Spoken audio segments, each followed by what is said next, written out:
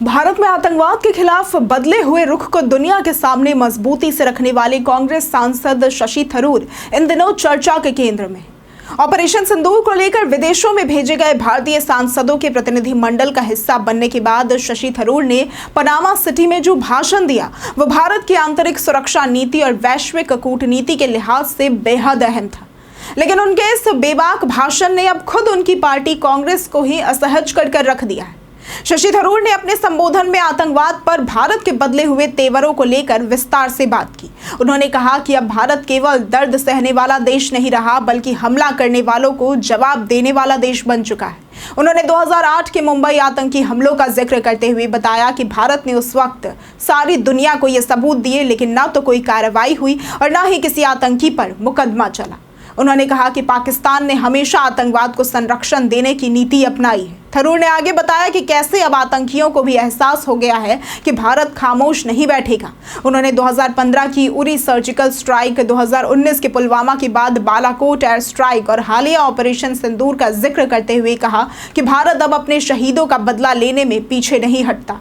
उन्होंने यहाँ तक कहा कि हमारे प्रधानमंत्री ने यह स्पष्ट कर दिया है कि अब भारत की चुप्पी नहीं बल्कि जवाबी कार्रवाई दिखेगी।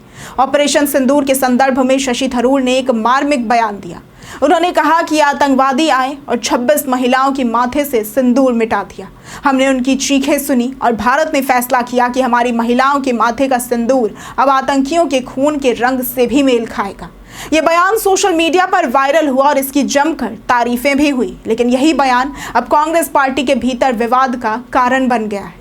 कांग्रेस नेता डॉक्टर उदित राज ने शशि थरूर पर तीखा हमला बोलते हुए उन्हें बीजेपी का सुपर प्रवक्ता भी करार दे दिया।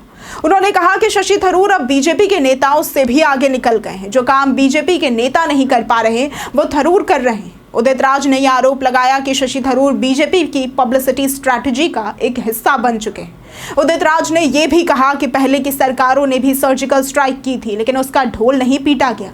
अब सेना के हर ऑपरेशन का सारा श्रेय राजनेता खुद ले रहे हैं।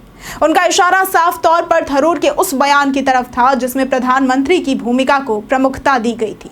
इस विवाद ने कांग्रेस के अंदर की अंदरूनी खींचतान को उजागर कर दिया है। एक तरफ जहां शशि थरूर जैसे नेता भारत की वैश्विक छवि को मजबूत करने में जुटे हैं तो वहीं दूसरी ओर उनकी ही पार्टी के कुछ नेता इसे भाजपा की भाषा बोलना बता रहे हैं।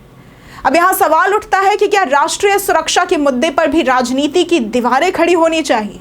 शशि थरूर की छवि एक विद्वान, स्पष्ट वक्ता और वैश्विक मामलों के जानकार नेता की रही है, लेकिन जब वही नेता भारत के बदले हुए रुख की बात करता है और प्रधानमंत्री की रणनीति की तारीफ करता है तो क्या उसे पार्टी लाइन से बाहर समझा जाएगा?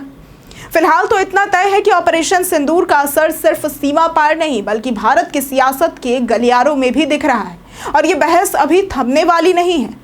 तो आपका क्या मानना है? क्या शशि थरूर ने सही कहा या कांग्रेस की नाराजगी अपनी जगह पर जायज़ है? अपनी राय हमें कमेंट में ज़रूर बताएं और अगर आपको आज की ये वीडियो पसंद आई हो तो इस वीडियो को लाइक करें, शेयर करें और साथ ही हमारे चैनल को सब्सक्राइब करना ना भूलें। आज के लिए सिर्फ इतना ही। वीडियो हमारे साथ बने रहने के लिए धन्यवाद।